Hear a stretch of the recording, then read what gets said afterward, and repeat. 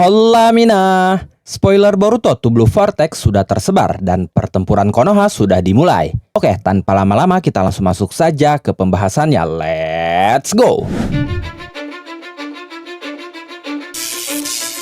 Cause I don't give a fuck what you say. Yeah, I'ma do shit my way. So you can go kick rocks, I'ma stack bricks up, build what I want to make. Yo, I got a lot of shit to say, so I'ma do this every day. I'll be writing things until I'm fucking buried in my grave. 6 feet deep under, but my body won't decay.